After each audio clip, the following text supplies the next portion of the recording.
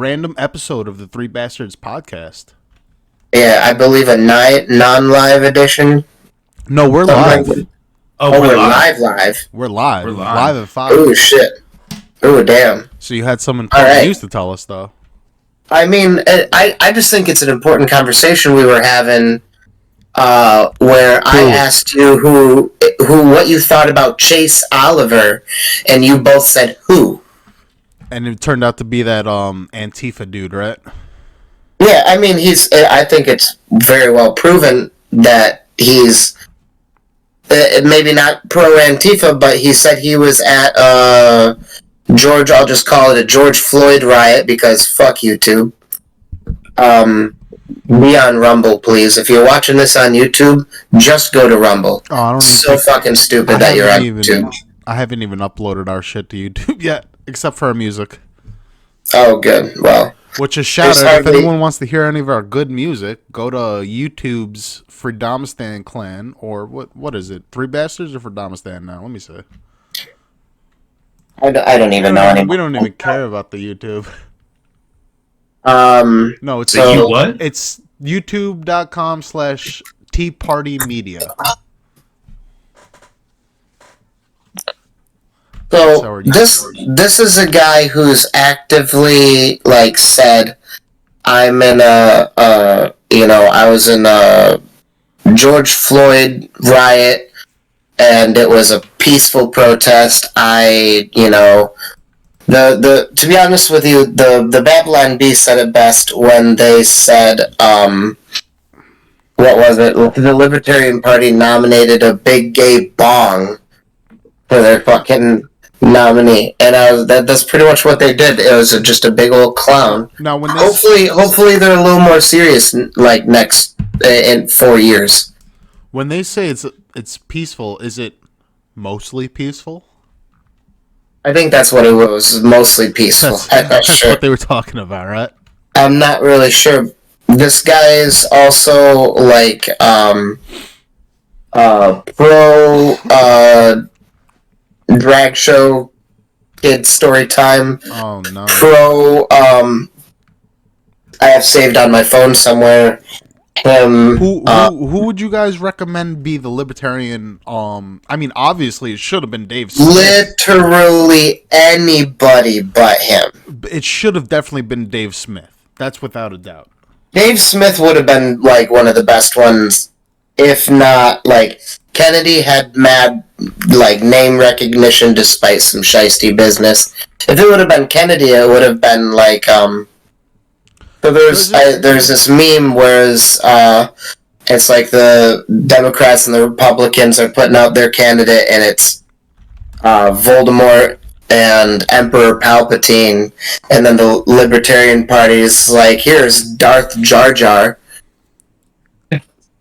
But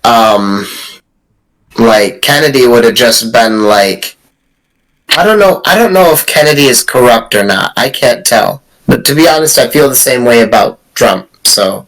Is Thomas Massie a Republican or is he a Libertarian? I believe he's a Republican. He is, right? And I'm not really certain, but I believe he's a Republican. I'm trying to think of any Libertarians. I mean, you got Ron and Rand Paul, but they're not. Oh, Ron Paul's old, but Rand Paul's a Republican.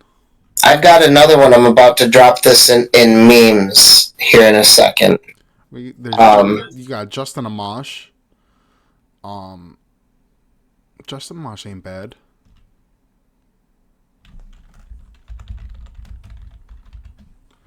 I mean, there's definitely a lot of other people that, but it doesn't matter what we think. It matters what the Libertarian Party thinks at the end of the day.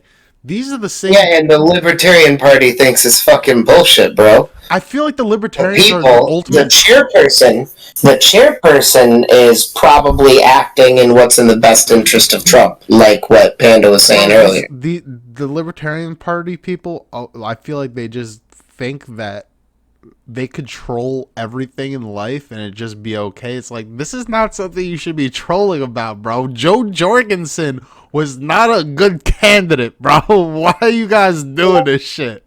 I had all my friends vote for Joe Jorgensen, and then after it comes out that she's fucking anti-gun, I go to them and I'm like, because they all got guns. They live in fucking North Carolina. They live in fucking 2A states. And I'm like, so you guys voted for Joe Jorgensen. How do you feel about that? And they're like, we don't want to talk about it. I'm like, that's what I thought. Llama, check memes real quick. This is Chase Oliver's. I don't know what his voter base is as an account, but he, on the economy, on minimum wage, he said, answered to the question, should the government raise the federal minimum wage, says yes, and adjust it every year according to inflation. So now, if you'd asked me 10 years ago, I would have agreed with him.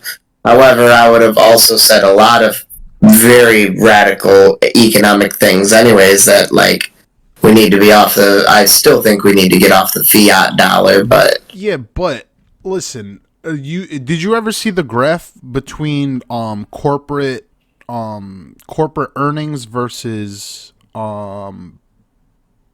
payroll? Oh. Payroll stays stagnant for like 50 years, and corporate. Yeah. So listen, I understand the argument for against the minimum wage, because it's gonna be, if you're gonna have a minimum wage, what the fuck sense does it make to have a McDonald's? But when you raise the minimal pay. No, hear what I'm saying. Like, I understand. I understand the argument. I understand that when you raise the minimum wage, go ahead. Okay. Yeah, so I understand when you raise the minimum wage, you're creating incentives for companies with low skill jobs to either replace them with robots or get rid of them altogether, because it doesn't make sense to pay a cash register person $30 an hour. That doesn't make sense. The thing is that you have adults taking on jobs. This is the problem. You have a bunch of adults that are irresponsible and have been irresponsible in their entire lives, decided that they're going to take handouts and they're going to go the easiest route they could, the route with the least amount of friction as possible. That's the life that they chose to do.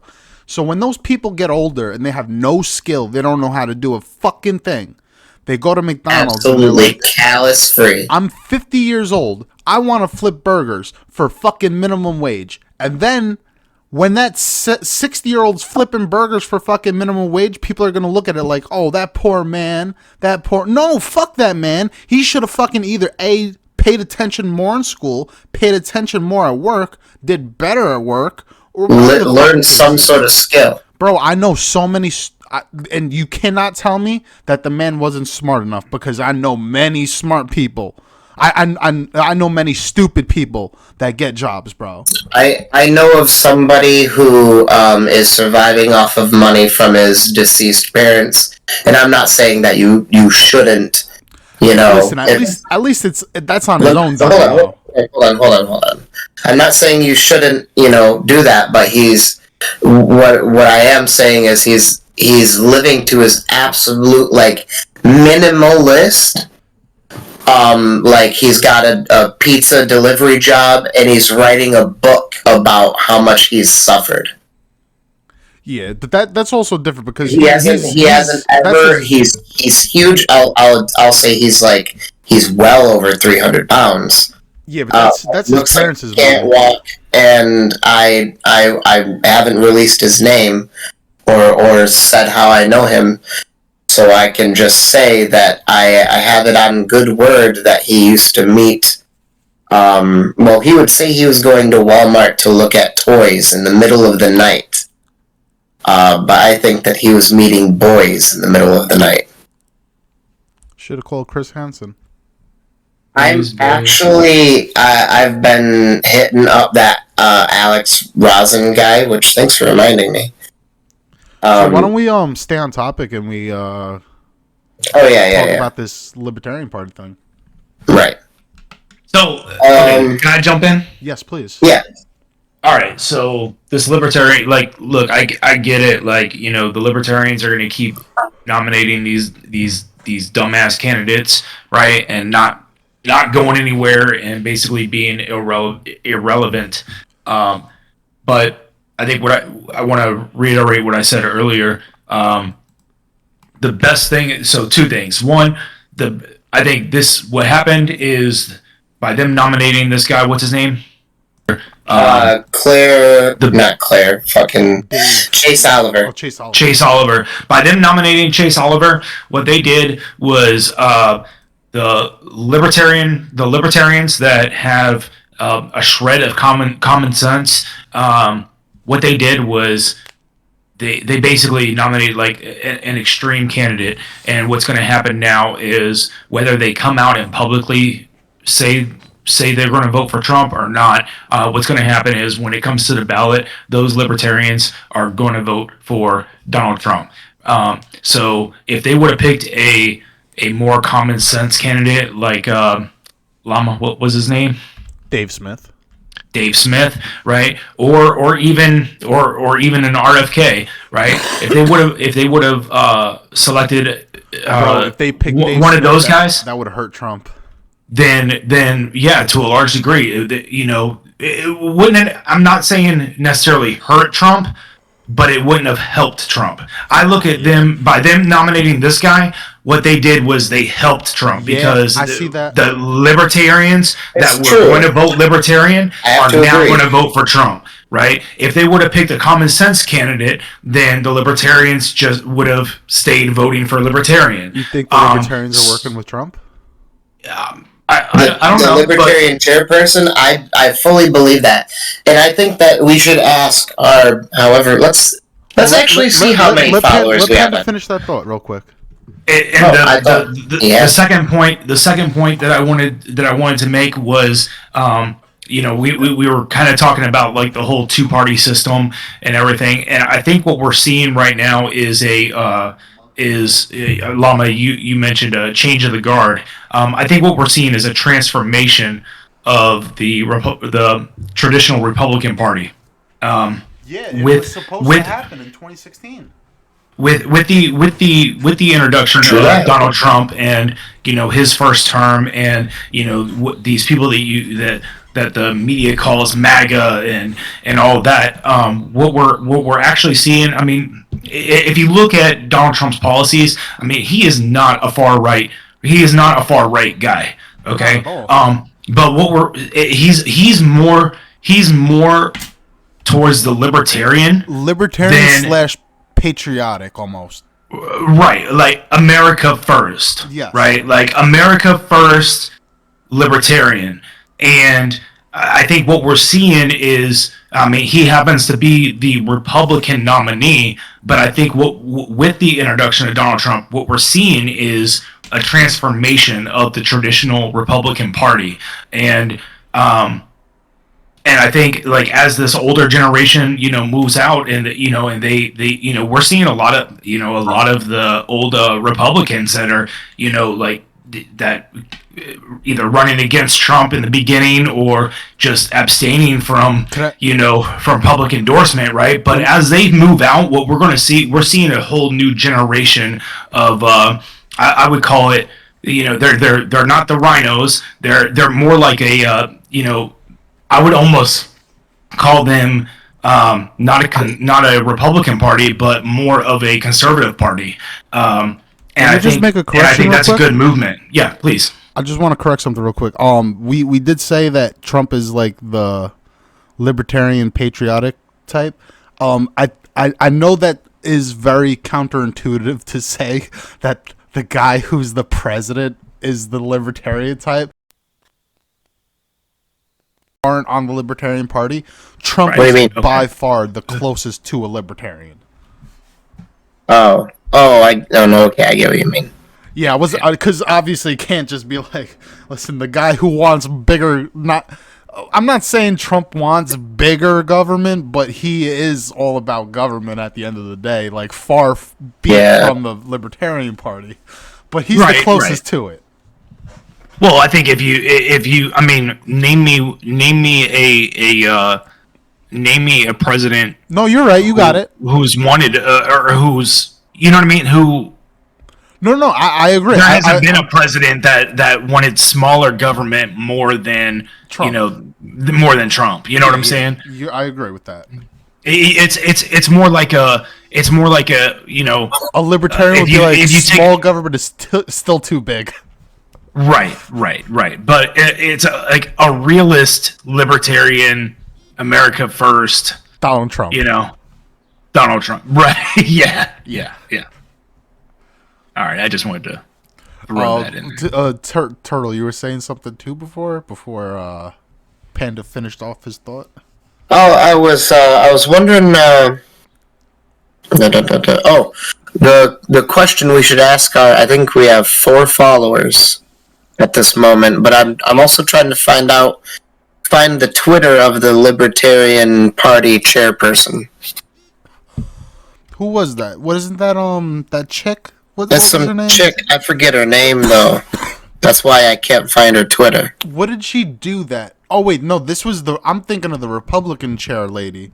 What'd the Libertarian Party chair lady do? The other day, I was watching. Put up Chase Oliver for for nomination. And I was watching the Libertarian Party conference, all 3 days of it, and I seen Ron Paul. He made a little appearance.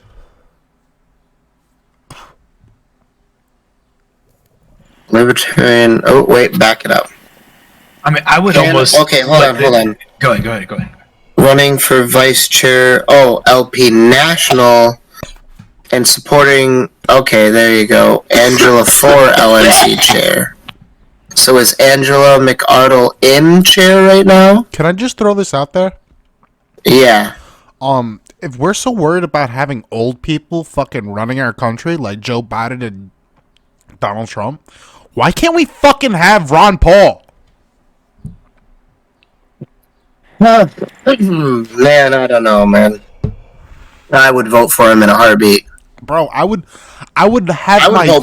hope Trump would step down. Bro, I would have my just be like, I'll go next round. My dead grandparents would vote for Ron Paul. My dead father would vote for Ron Paul. My fucking dogs would vote for Ron Paul. Everybody I can get to vote for Ron Paul will vote for Ron Paul. Unfortunately, now they're dead. They're going to vote for Democrats, though. I'm sorry to tell you. We're going to do the fucking... Yeah, dead people vote for Democrats. That's right? Yeah. That's the cycle. That's the cycle of life, right? When you're young, you're a liberal. Then after you grow up and you have a family and start living in the real world, then you become a Republican or a conservative, and then when you die, you go all the way full circle back to the Democrat. Yep. It's amazing how that works. They got that voter block on lock. They do, man. They have a monopoly on the fucking dead vote. We got to do more promotion to the fucking dead vote. Yeah. I gotta tell you something. All you dead motherfuckers out there right now. I gotta tell you something, Llama. What's up, baby? This Angela, well, both even, this Angela McArdle, okay? Is she hot? And I know, not really. I mean, maybe if she took the glasses off kind of situation, but probably not. Either way, so, you and Smitty really like that Maj Touré guy, however you say his name. Maj Touré.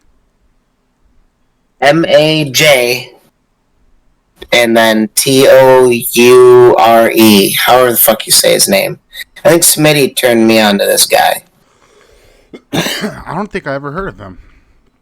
Or maybe I'm just not putting it together right now. Well, he was saying that we should vote for Chase Oliver and people who are abandoning the Libertarian Party for... I mean, he didn't say Trump, but, you know, he was referencing everyone who's like, fuck it, I'm voting for Trump. You know? Like, he seems to not be a very big Trump fan. And refers to Angela McArdle as the homie. Also, though, on interesting counterpoint, though, he said something about how Klaus Schwab, I think this year, said that libertarians are the primary threat to the global regime and everything. Hey, yo. I gotta find it. Ayo. You want to share your screen? Yeah, actually. This way maybe we could follow along. Paisano? Are you my paisano? Paisano, who's paisano? There we go. We're looking at t-shirts, paisan.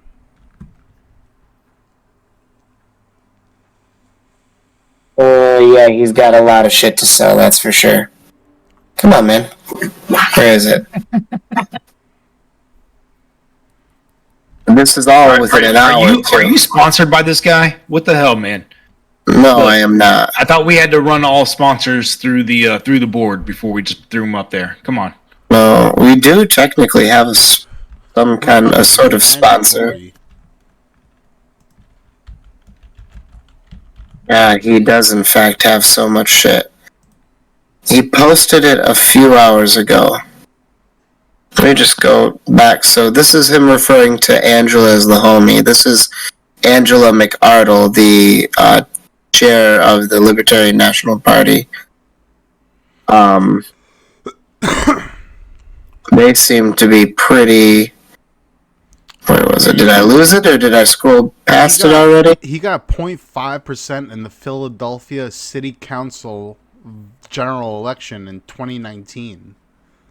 That's what I'm saying, bro. These libertarians, they should just take Trump up on his offer and be like, yo, you want to give us cabinet positions? Fuck, we'll take it.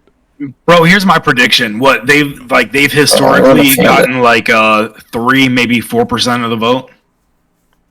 Is that something? Yeah, something somewhere around there. Usually, like 2%. I think. Okay, maybe 2%. Okay. Well, I was gonna say. You're gonna see probably a 2 to 3% drop from their last voting totals, and I'm willing to bet that 2 to 3% drop goes for Donald Trump. Yeah. Bro, they're not gonna vote for that fucking that transgender story hour fucking libertarian guy that they put up. The gun packing homo. Isn't that what he was referring to himself as? The gun packing homo, or something like that. I mean, if you're gonna be gay and refer to yourself as anything, that's one way to do it. Yeah, Chase Oliver wasn't he? Let me read about him real quick. Let's see, Chase Oliver. Let's dissect this guy a little bit. Let's figure out all the reasons why the libertarians should not vote for him. He doesn't list his positions like most politicians do. Oh, like his experience? No, they got his experience.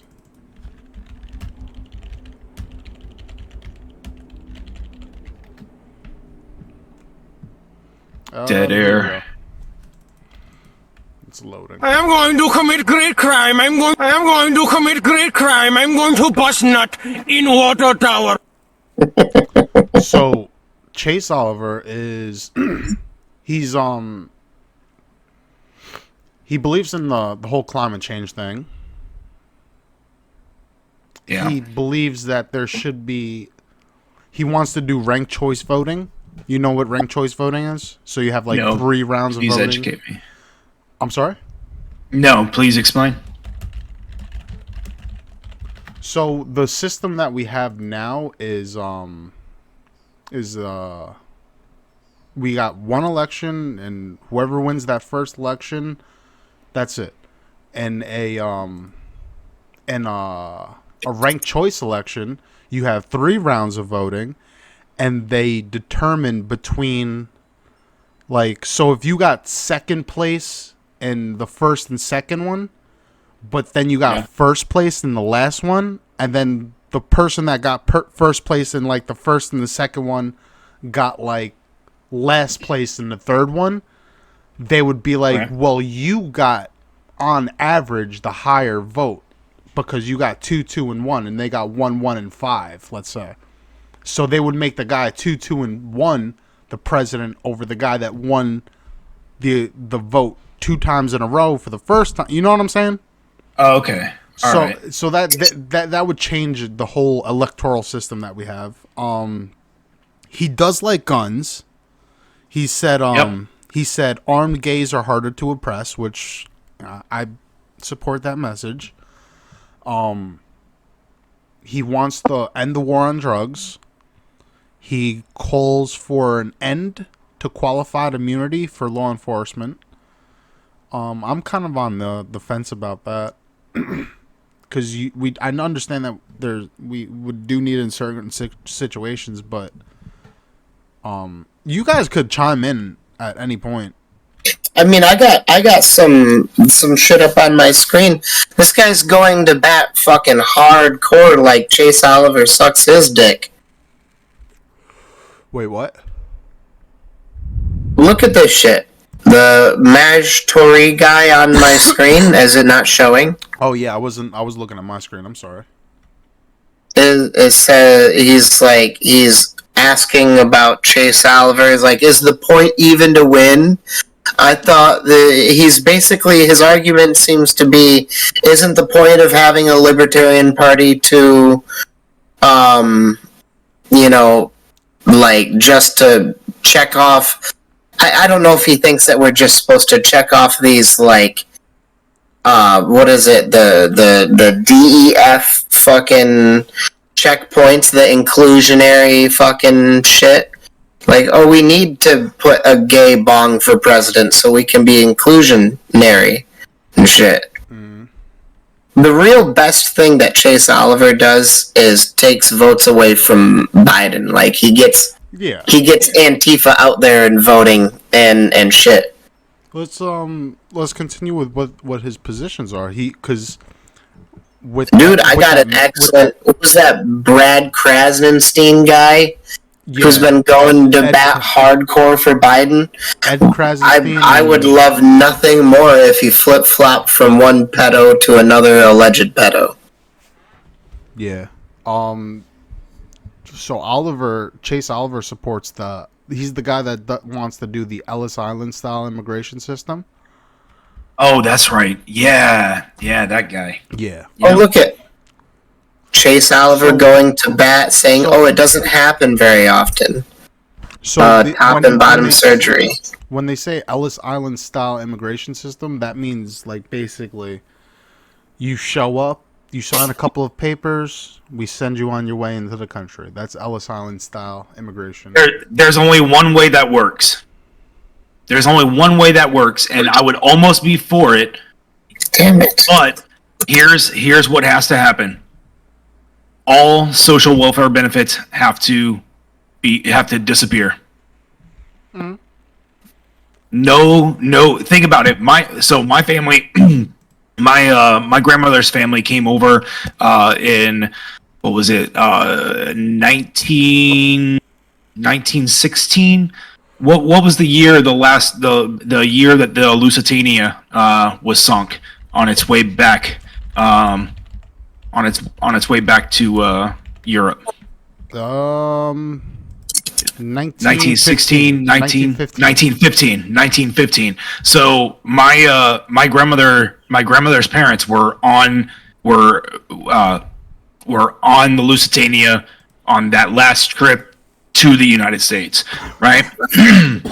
And guess what? It was, hey, welcome to the land of the free, the home of opportunity.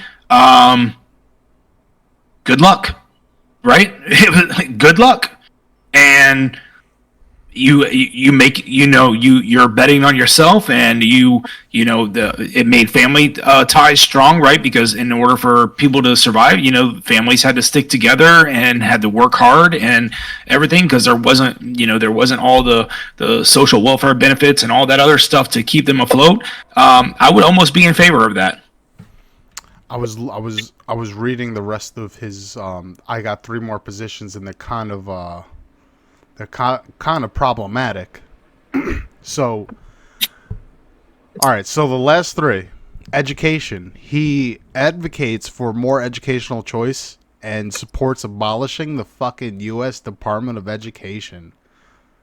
That's 1.4, still at like All right. 3 hard negatives. All right, so let's go to the next one. Foreign policies. Oliver supports closing overseas military bases, ending military aid to countries at war, like Israel and Ukraine, focusing on peace and free trade. That's another hard fucking one for it, dude.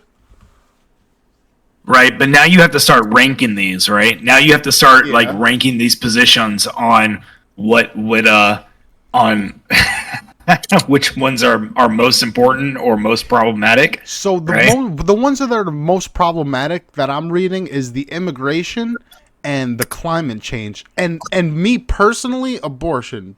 But right. But that's was his stance? subjective. What was his stance on abortion? That he's pro-choice, but it opposes taxpayer-funded abortions. Like, he wants to legalize nationwide abortion.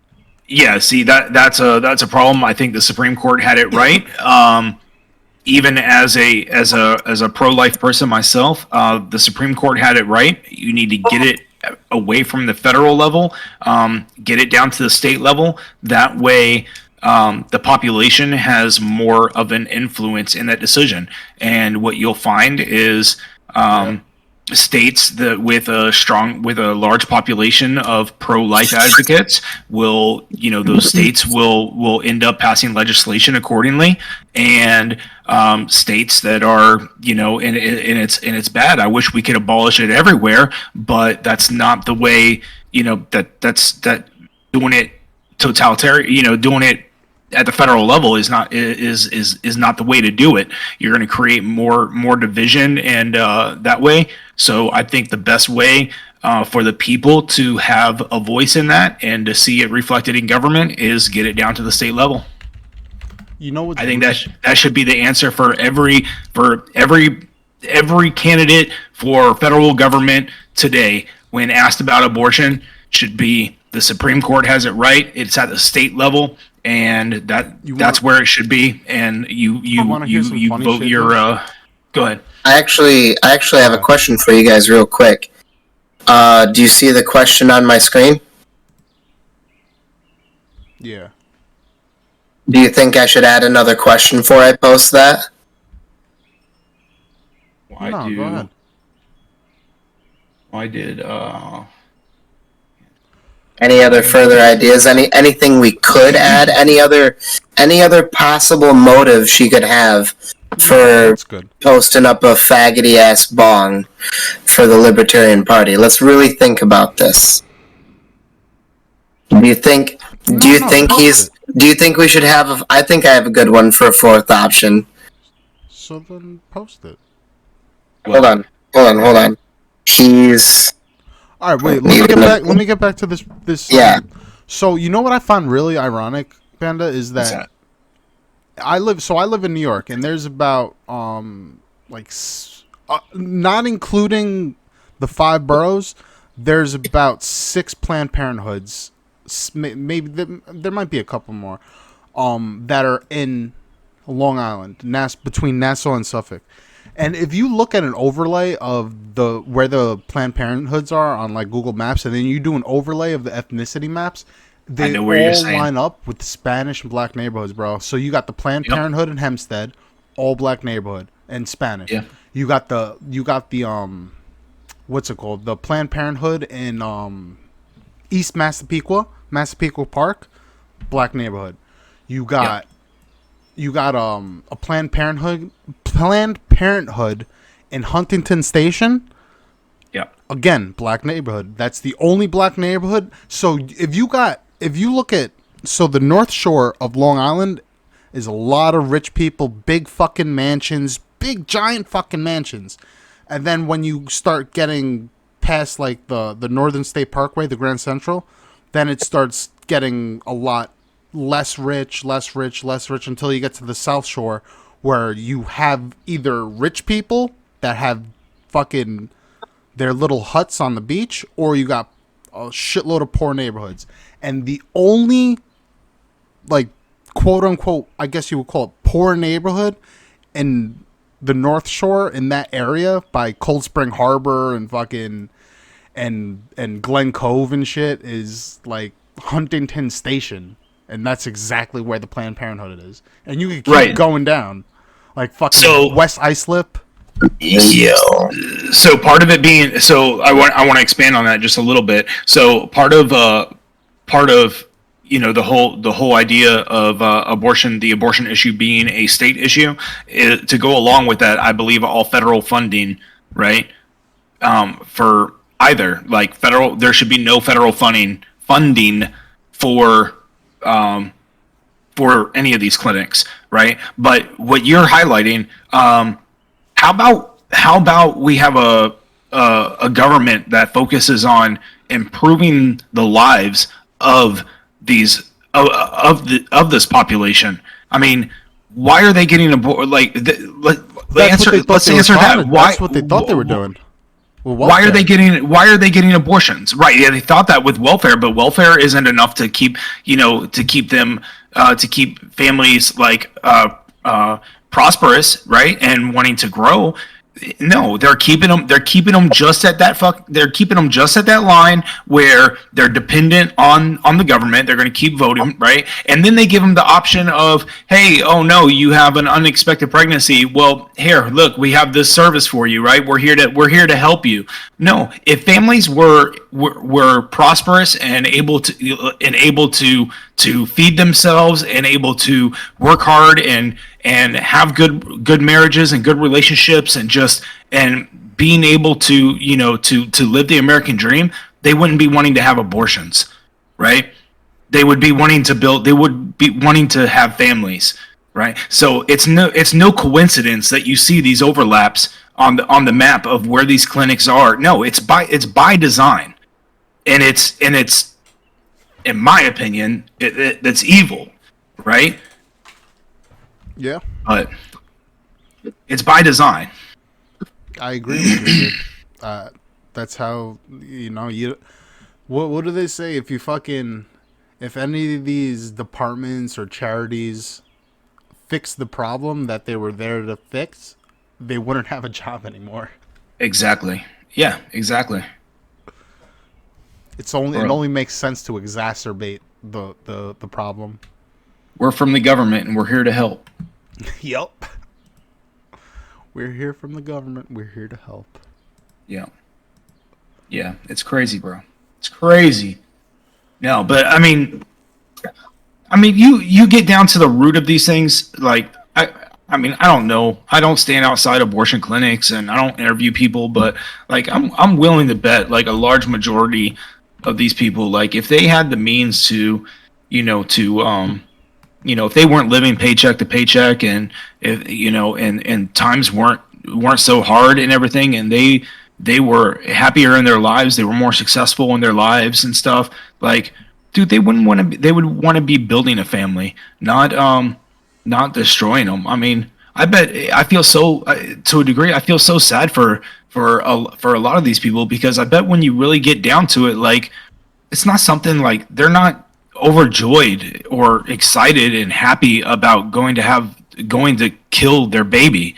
You know what I mean? They're doing it out of, I can almost guarantee they're doing it out of desperation, because they don't know how they're going to survive if they, or they're terrified to bring a child into this divisive world. You know what I mean? It's like, so let me just throw out there when I was younger, I was I think I was 17 or 18. Obviously not me, but me and my ex at the time, we had an abortion, right? I think about that all the time to this day, and it really fucks me up sometimes. But yeah, when I had my daughter, who I have now, who's currently 6 years old, well, she's gonna be 6. Her birthday is July 3rd, bro. It's the best. The fucking day before the 4th of July. But yeah. when I was having this one, I said to myself, listen, I made a decision. I decided I was gonna procreate and like what and whatever, right? And I decided to just, you know what? I have to take on this responsibility that like at the time, I think I had like maybe $200 in the fucking bank, bro. At the time, now it's all different, but it's there would be nothing in the world that, so like you go through struggles through your life, right? And you're like, oh shit, that sucked. I hope I don't have to go through that again. This is one of those struggles where it's like, that was good. That I could do that again. Yeah. Because the things that come with it is just golden, bro. It's fucking. Yeah. Yeah. No, absolutely, man. It's not something, and you don't, and you know, look, bro, it's not easy. It's, you know, and but dude, the rewards. I mean, like I'm who are you living for? Who are you living for? You living for yourself? Exactly. You know what I mean? Like you living for yourself. You like you're gonna be dead and gone, grave, bro. You can't but take your house to the grave. Right. Bro, right. when I was sitting you know there, I mean? I'm drawing pictures with my daughter and shit. We're playing outside, and I'm like, bro, this easily could have not been had it been just for a decision. Yeah. And it's easy, and it's so easy to take for granted, especially when you don't have it. Yeah. How do you feel about this, Tiller? Tell us. What you're talking about, or what's on my screen? Abortion. Abortion, I think it's a very necessary evil, to say it in one sentence. To say it in many sentences, the government should have as little, if zero, intervention on whether or not... Why is it a necessary evil? It's a necessary evil because sometimes the life of the mother needs to be saved at the cost of the child. Bro, that's not what we're talking about, though. You know that that whole conversation. Yeah, you start talking about abortion, and I've. But time out. I'm not saying. Hold on, Panda. Let me get my full position out. I think that you other than medical emergencies, case of incest, rape, etc., all those terrible, less than 1% instances, those excluded, you should not, if I were writing the law myself with my pen, you should not be able to have an abortion after you've known about the baby for 2 weeks. Let me ask you a question. If your father, if your father ran a red light, or I don't mean to throw your father into this, but like if anybody that you knew, he's done it before. Okay, just go ahead. if your father's run a red light, right? Yeah. And let's say you got the ticket, and the court said you're responsible to pay this ticket, Taylor. Like, how would you feel about that? I don't think those are the same thing, but yeah, because I get how you're relating the two, because it's not my fault that whose fault my parents decided to do the baby making act and then got surprised when the baby was made. So I get that. Whose fault is it? Oh, it's the parents, absolutely. So you're saying that 2 weeks is too much time to allow an abortion? I'm saying that even in the case of rape and incest, like, you can't hold the child responsible for the sins of the father. So if the father raped the woman, that's the child is still innocent. The woman is still innocent. It's the man who's guilty. And the man should go to jail or be castrated. Like, that's what should happen. Oh yeah, I don't disagree with what should happen to the man, but I don't think that the woman should have to carry. I don't think that the woman should be forced to carry the I feel you. So basically, you're taking the parking ticket. You're shooting the dad who in the head who ran the red light, and then you're handing the traffic ticket to the mother instead of the baby. Basically. Can I jump in here? Somebody got to pay that parking. Yeah, go nuts. Look, yeah, government getting their money from someone. All right, first of all, number two, like I hate that. I hate that argument. I hate the argument of the rape, incest, and I know you clarified a little bit. You clarified there, Tiller, but just for everybody, for everybody, every time this conversation gets brought up, I mean, you see it every day on the TV. You see every day politicians trying to make a stance like, oh, they want this. And even in the case of rape, incest, and blah, blah, blah. Look, bro, that is such a disingenuous argument. You take you take away the, let's be generous and say 3% by the time you put in. Let me just throw out there, I don't think that Tiller was intentionally being disingenuous. No. I'm not. No, and I'm not. Well, I think this actually may be the start to one of the best abortion conversations I have ever had in my life. Personally, Tiller explained his position. He clarified that. I'm speaking for anybody who might be listening. Yeah. Anybody who might be listening.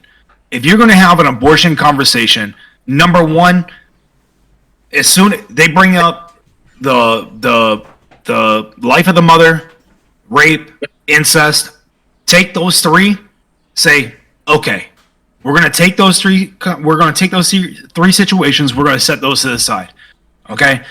Because if you go to the politician right now, all these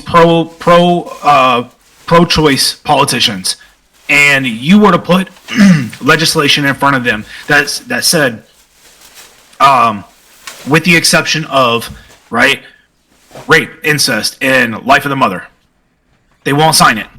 They won't sign it because they're bringing those up to try to corner the other side on the argument. But it's disingenuous because that statistically is irrelevant, right? The conversation about abortion argument. You're right, and that's where they try to stick you. Don't let them put you in a box. That's why I started off with saying, if I were writing the law with my executive pen. Right. And but I'm saying that's the conversation I want to have, because I don't want to have conversations about, like, well, I don't think Democrats would vote yes or this, or Republicans would vote no on that. That's a redundant conversation because you never know. That's just throwing ifs into an already dicey conversation. Right. The conversation I want to have is more so about like if I were, like, God pen into law tomorrow, like, would you accept, 2 weeks after the mother knows about it, and like, we're not going to accept, oh, I'm 8 months in and I suddenly have a big belly, or I didn't think that I was pregnant after I didn't have a period for 8 months or some whatever, like, there's got to be, like, a real fucking deniability there. Right. And that's where I think some of these states that are doing, like, 16-week, right? Yeah, that's by the time you hit 16 weeks, right? Like, okay, if you don't know that you're pregnant by 16 weeks, like, then I mean, are you even living, bro? Like, okay.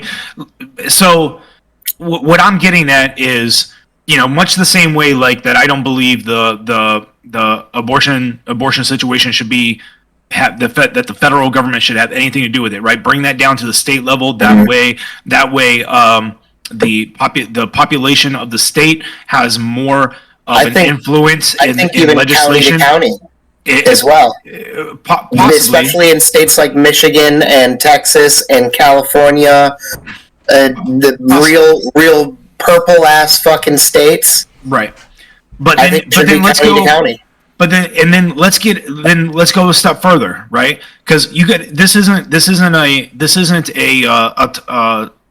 a topic or this isn't an issue that's going to be solved overnight, right? But I would be willing to say, just like, we'll be lucky if we settle this issue, like, completely, permanently, and concretely ever before. I mean, I hope this nation lasts for as long as the Earth lasts, but right. You get what I'm saying. So bring it down. So bring it down to the state, right? And then when you're fighting that battle, when whoever, like the people, whatever, are fighting that battle at the state, we say, okay, let's put these exceptions in. Let's put these exceptions in. Even if you like, I don't like. Yeah, I don't like the. Hold on. I don't like the argument where people are taking the hard line pro-life because they have no strategy. Right? They're saying, because then you have people that are hardline pro-life, right? And it's like, no, it's got to be this across the board. And it's like, okay, well, if it's got to be this across the board, then you're going to lose, and you're ultimately not saving lives, right? I got a question. So we, even if we were to go down that route, right, it could still get semantic, because now let's talk about the fucking Fugitive Slave Act. You know, what happens when you get a person where it's illegal for abortions, crosses in, like Tim says all the time, crosses into a fucking a state where abortions are legal, they have it, then what happens? It's like we're reliving the Fugitive Slave Act. There has to be like what is there going to be a federal law that says if you go to another state to have an abortion because abortion's illegal in your state, that's illegal? Easy. And like, easy. What's going to happen? Easy when it comes to the termination of a life, right, through abortion. You have to be a resident. Yep. You have to be a resident. True. But then we're going. But that's what I just said. The Fugitive Slave Act. At the end of the day, the states didn't send the slaves back to the South like they agreed to. Right, but this is what I'm saying, right? So if you're in Texas. If you're in Texas and boom, you're pregnant, right? You know, just magically overnight, all of a sudden you have this foreign alien in your stomach that you don't know how it happened, and you don't want to be responsible for it, Jesus. right? And you're going to go to California, right? So what I believe should be in place is, okay, if you are going to receive an abortion in no matter what state you're in, whatever states it's legal in, whatever, in order to receive that care, if you're going to receive that care in a particular state, you have to be a resident of that state. You have to be a citizen of that state. Is that going to be a federal law? Because I doubt California is going to be like, we're going to abide by that.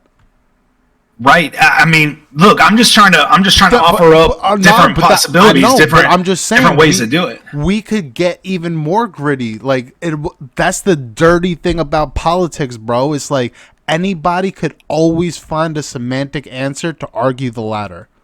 Right. Yeah. Or I mean, look, even with the exception put in, right? So I mean, who's to say for the life of the mother, right? Okay. Well. What does the life of the mother mean? And what right? does it mean? And what does an abortion mean? And all of that, right? Because it could be like, the mother really doesn't want to have the child, and I don't want to split hairs because I'm not a doctor, but I know that. Let me. There was. I want to ask. I actually want to ask you a couple questions. First, less serious, quicker question.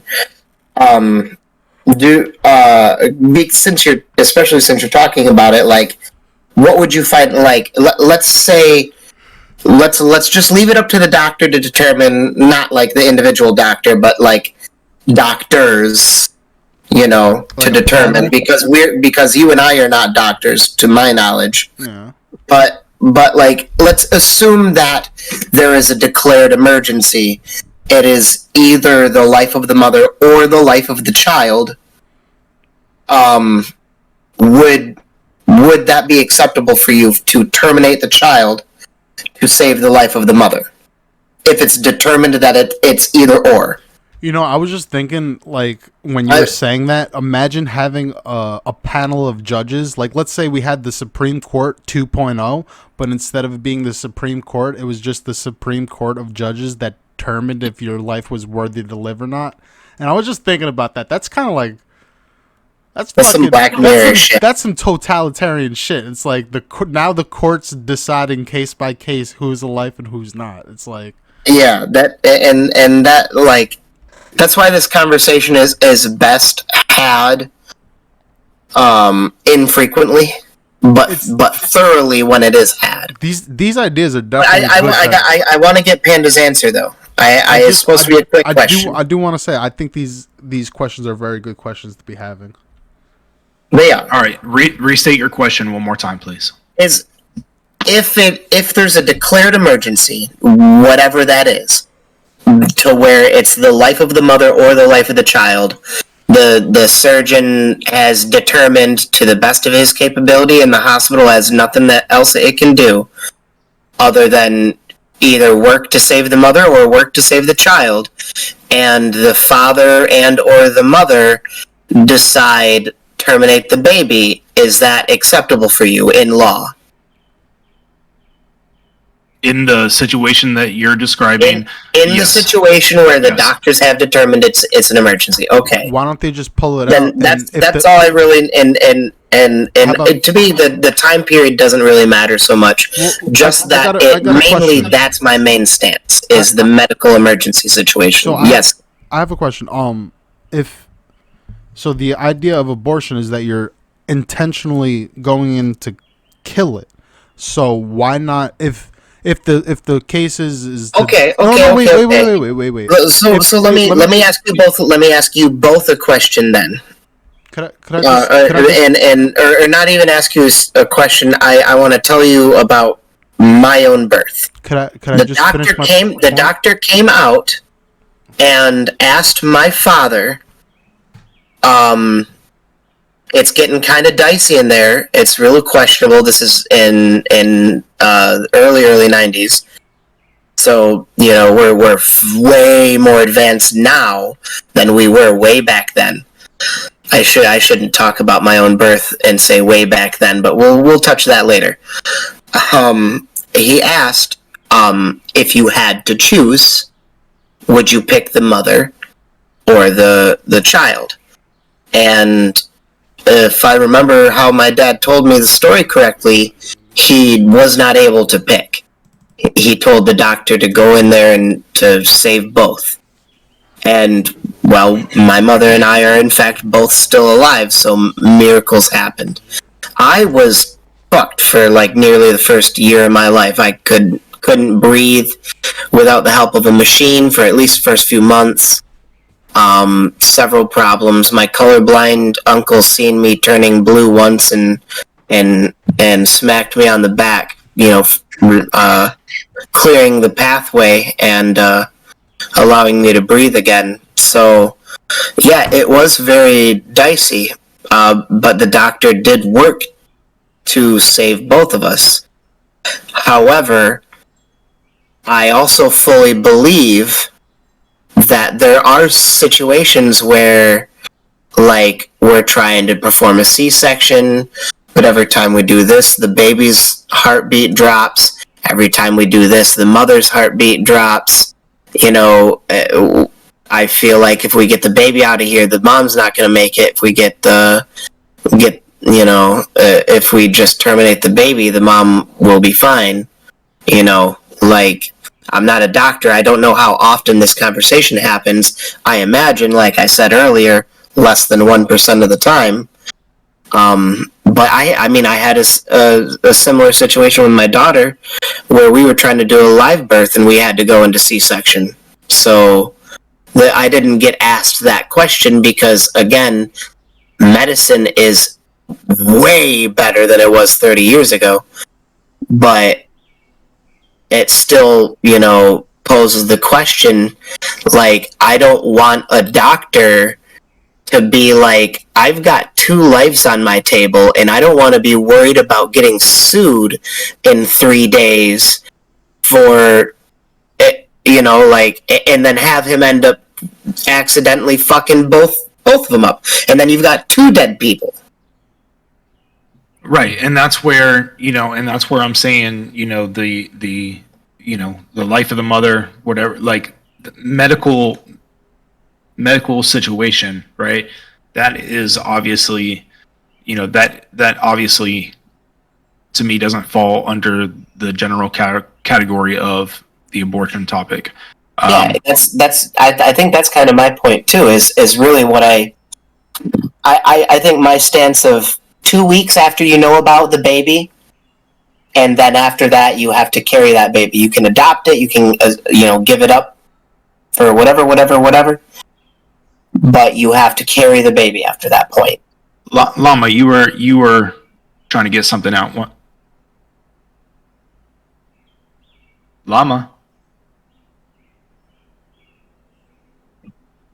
All llama, no drama. Cheese Obama sandwich. Well, while we're waiting for, thank you for sharing that, Tiller.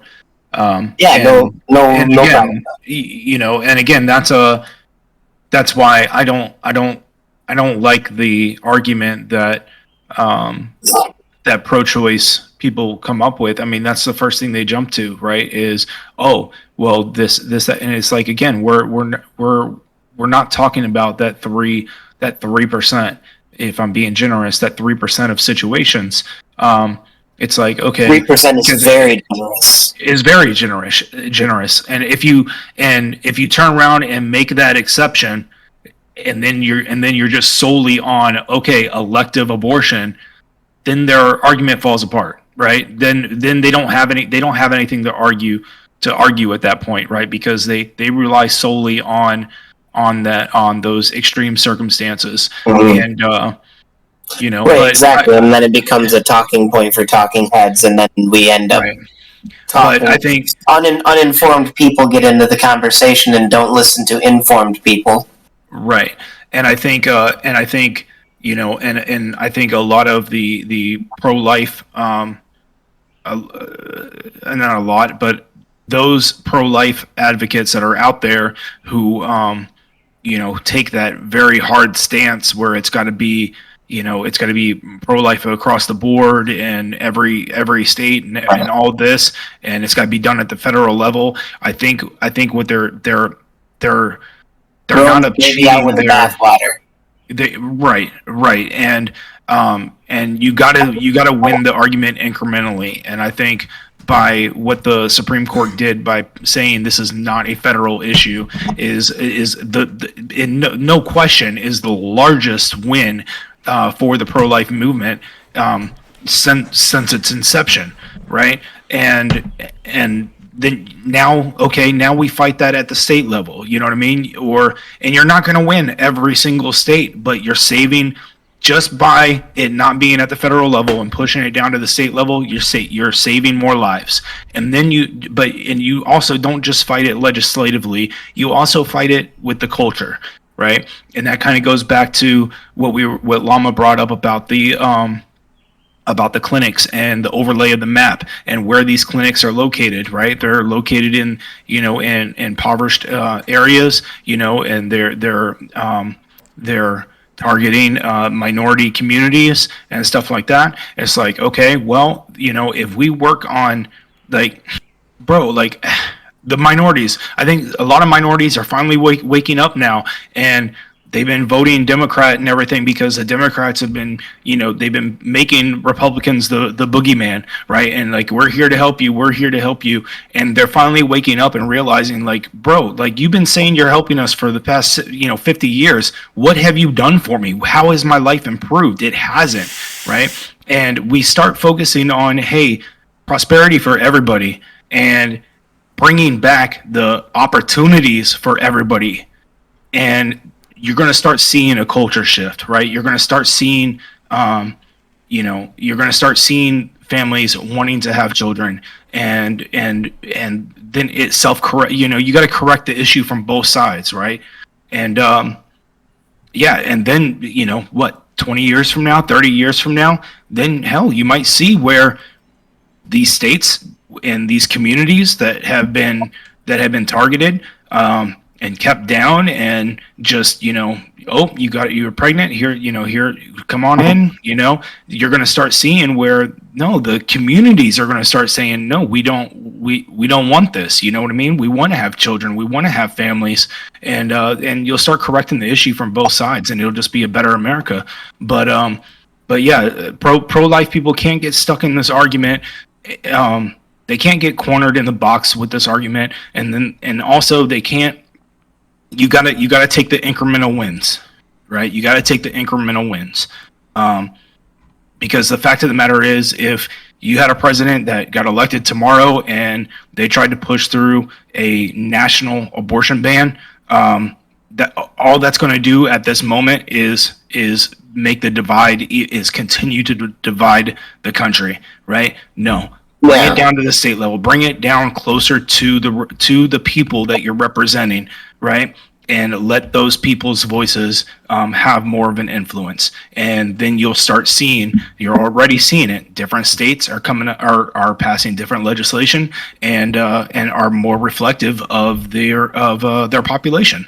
And that's where, that's a win. That's a win. Look, Yep. One child at a time, one state at a time, one community at a time, bro. You know what I mean? Mm-hmm. So, what else do we? I think, hey, that was a very good conversation. I think about abortion. I think that's the most I've ever talked with about abortion. I think, and hopefully definitely was one of the better ones. I feel like honestly that conversation could be taken. Like if we could take that conversation and then just have you, I, Llama, Smitty just go sit and fuck Capitol Hill, talk about abortion. Okay, well, we figured out abortion for the country. This is your model. Take it. Do with it what you will. Leave it up to the states, and then peace out. The world would be a slightly better place. Yeah. I feel like there's very, very few people have had a better conversation about abortion than we just did. Yeah. So what's the how did we even get on abortion? Was it talking about this LP candidate? Yeah, his stance on abortion was what triggered it. Well, I got a question for you. What would you do if China invaded Taiwan in the next hour? That's what I just noticed you had that pulled up on the screen here. What would I do? Yeah, probably little more than you're doing currently, but I would probably be watching it on. I'd probably be watching more news updates and be making some popcorn. Could be in less than an hour. Oh my God, what is happening here? Taiwan's independence means war. The Chinese Ministry of Defense said, commenting on the inauguration of the head of the Taiwanese administration. Wow. Is that Llama back that I heard? Llama, red pajama. Don't be rude. I'm going to commit great crime. I'm going to bust nut in water tower. Oh my God. Oh shit. Oh, the video doesn't show on the screen, does it? It's not showing. Try clicking on it. Because the other one was playing. There you go. Oh, when I go back to Discord, when I switch off of this screen, it goes black. Oh man. Well, here we go, ladies and gentlemen, boys and girls. Yeah. Be over in less than an hour, huh? If China decides to invade Taiwan, China would win within 60 minutes. Shut up! Woo! Silly woman. All right. Hey, Llama, why don't you bring your voice in? Remember, we're live here. Let's go. What's happening? Yeah, where are you, Llama? What are you doing? I went to my fucking refrigerator. Oh. Which is around the corner. It's called the bodega. The bodega, baby. When do we want to make our characters for DC-20? Because we gotta pump. We gotta. I want to be a fucking promote paladin. This shit. I want to be a fucking paladin. You want to be a paladin. Yeah, but you said there's no paladin. You can definitely be a cleric. I don't want to be a cleric. I want to be a paladin. Hold on, listen. Okay. Don't be so rude. You can be a cleric that is of the not the subclass, but it's like a class feature that makes you a Templar. Gives you your heavy armor, your sword, your your shield proficiencies, etc., etc. Hey Tiller, do you have something you could pull up with the different classes that we could show in Discord? Actually, I'll be a Templar. I gotta. I'll bolt the fuck out of shit. Is this the shift we're making? We're gonna let this China Taiwan story develop, and we'll shift into DC-20. Apparently. Unless Llama wants to talk about this shit, especially for the moment, because I think Llama just wants to play with sounds. I'd like to smoke a bowl real quick. I think we should have let, I think it was MacArthur, nuke Beijing back in the Korean War, and we're a bunch of pussy wet bitches for not letting them do that. So who's gonna nuke Beijing? So this is, go ahead. Go ahead. All right, let me real quick. During the Korean War, we got fought back all the way to South Korea, like to the fucking coast, and then I think it was MacArthur who was the commander-in-chief at the, not the commander-in-chief, the commander of the armed forces at the time, and he all the way down to Pusan. And he exactly, all the way down to Pusan, baby. That's it. And he asked the president if he could nuke Beijing, and the president denied him, and then fired him, and then we made the ceasefire on the 38th parallel after we pushed them back up there. We should have nuked them. So let's let this develop, but I do want to ask. Let's see where our heads are at right now. If China does invade today, or in the next 24 hours, whatever, what do you think the United States action is? Go. What do you think it should be, or what do you think it's gonna be? No, what do you think? What do you think are? What do you think? Get there in an hour. President, former Vice President Biden. What do you think his initial action, his response will be?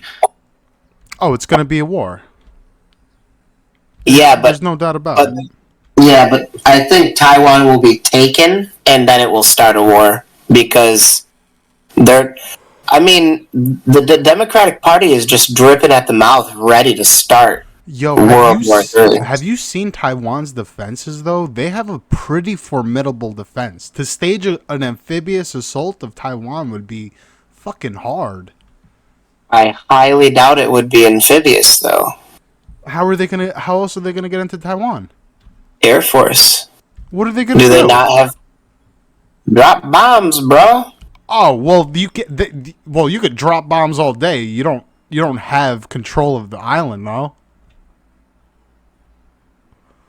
Yeah.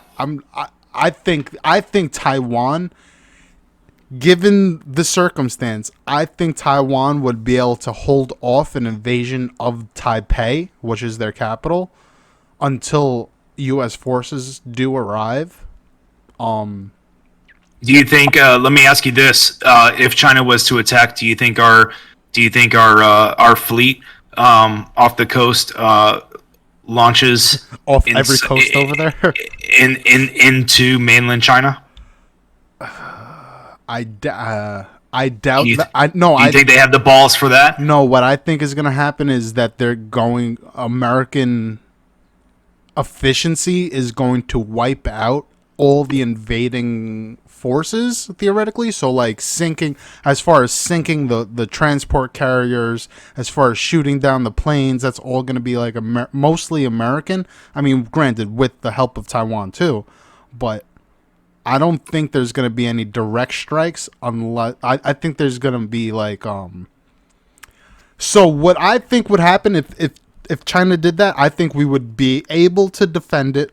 And hey, hold on, Tiller, make this a poll of how should the U.S. respond to. I want to ask you guys Chinese if attack we of Taiwan. Even should at all. Should we do it at all? I think. Well, I was going to say if you say how should, then one of the choices could be do nothing, right? That would be your response of. That would be your answer for, okay. No, we shouldn't. So there's one of two things that could happen. So do it how you want. So it's either Taiwan gets invaded and we give nukes to fucking Japan, or Taiwan doesn't get invaded and we're able to hold off the invasion and we give nukes to Taiwan. So somebody's getting nukes either way. Did you hear the story that I posted about if Russia decided to use any type of nukes, even if it didn't kill a single person in Ukraine, that America said that they would wipe out every single one of Russia's positions in Ukraine conventionally? Yeah, I saw that. Okay, so what's your choice? Choice 1B. Nukes. Nukes, mainland Japan. Oh, Sorry, not Japan. Jesus. Look, I just pulled a fucking Biden, man. I'm like, yeah, come on, man. Let's give Meanwhile, there's Obama this country. There's ICBMs heading to Tokyo. Good job, bud. Yeah, nuke mainland China. Conventional attack on China? I don't think we like would do a conventional. I don't think we would do strike on China would be anything but nukes. Oh, okay. So, okay, I was going to say, like airstrikes on Beijing or airstrikes on Sichuan or whatever the fuck, Shanghai. Well, boots on ground. Not necessarily even that. Not even airstrikes. Do conventional strike on mainland China. Yeah, and then your third choice could be boots on ground defense in Thailand. What do you guys think of America's ability to beat China in a conventional war?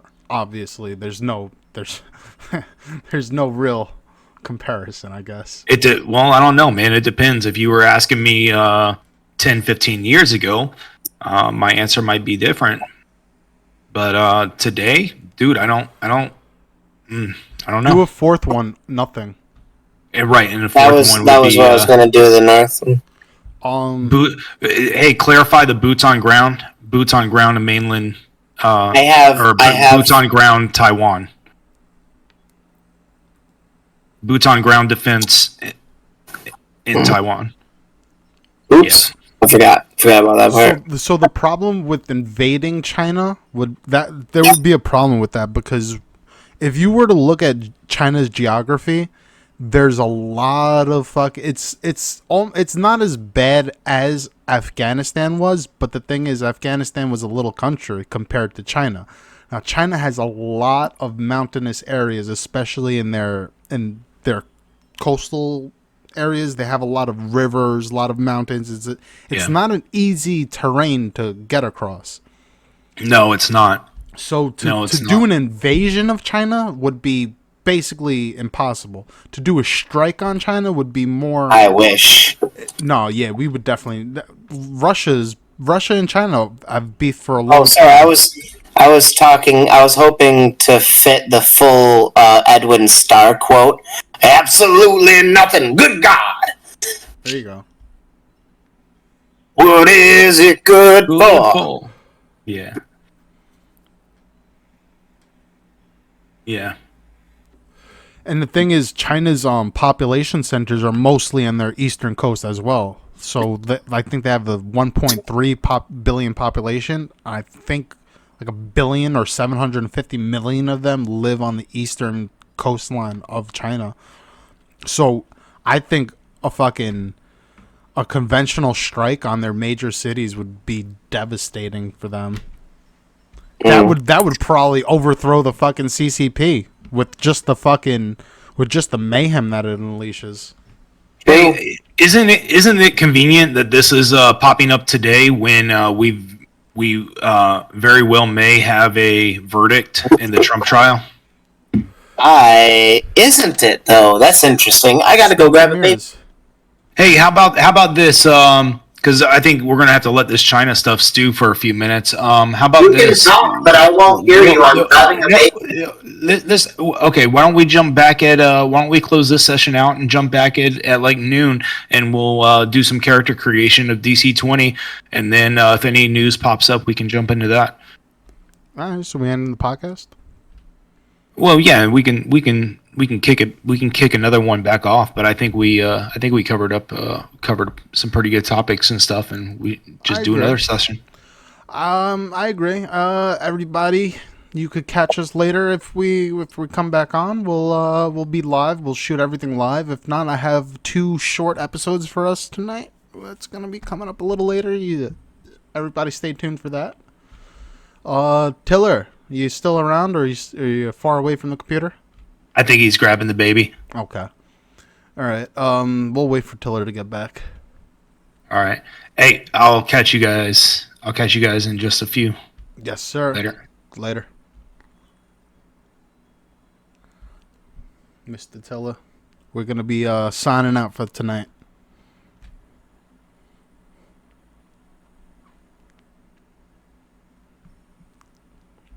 All right.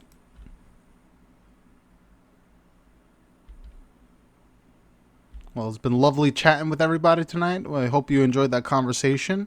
We'll be back hopefully later. If not, we'll definitely be back on Sunday evening. You can definitely catch us live on Rumble Sunday evening. Thank you, gentlemen, ladies. Have a good night.